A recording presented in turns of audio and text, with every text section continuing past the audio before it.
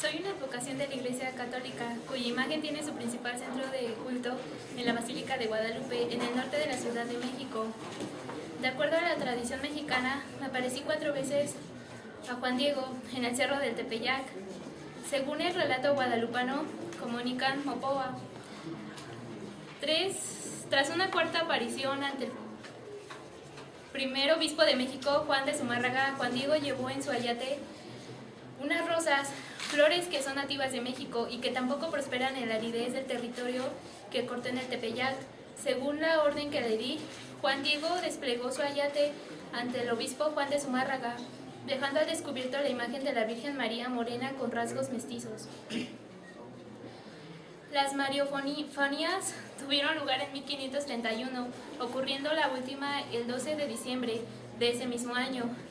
La fuente más importante que lo relata es el Nican Mopowa, atribuido al indígena Antonio Valeriano y publicado en 1649 con el presbítero Miguel Sánchez en su libro Imagen de la Virgen María, Madre de Dios de Guadalupe, contribuyendo a divulgar ampliamente la devoción guadalupana.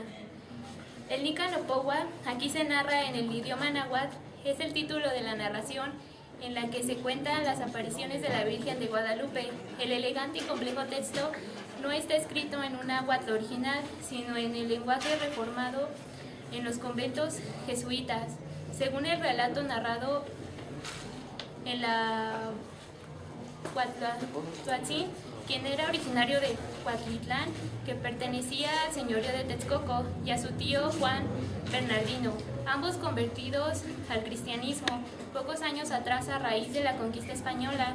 El Nican Mopowa dice que la Virgen le reveló el nombre Guadalupe a Bernardino cuando éste se encontraba enfermo de gravedad.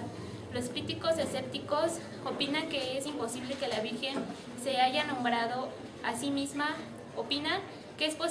es imposible que la Virgen se haya nombrado a sí misma Guadalupe ante el anciano, ya que Juan Bernardino no tenía la lengua castellana traída por los españoles al Nuevo Mundo.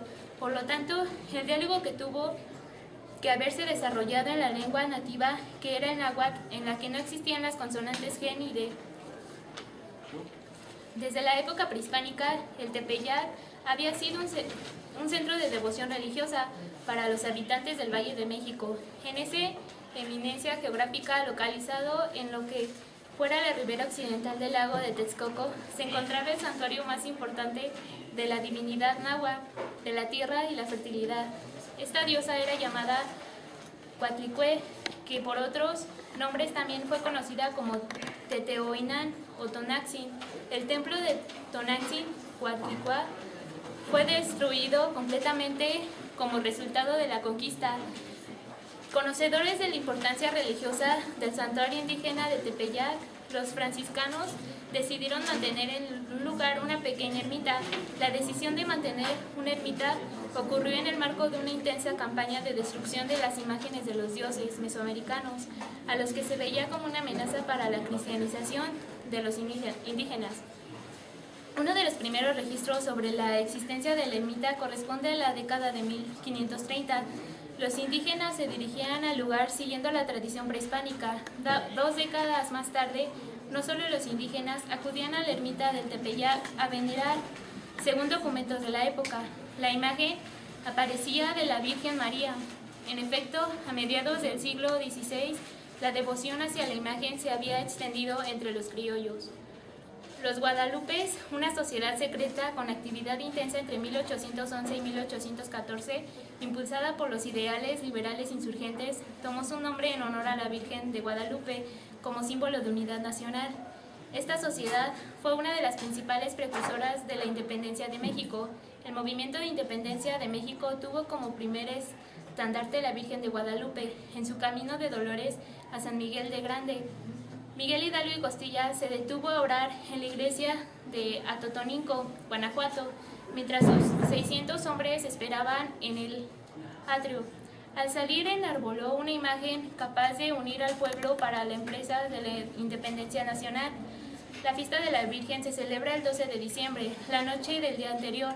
Las iglesias en todo lo ancho y largo del país se colman de fieles para celebrar una fiesta a la que llaman las Mañanitas a la Guadalupana o Serenata a la Virgen. El santuario de Guadalupe, ubicado en el Cerro de Tepeyac, en la Ciudad de México,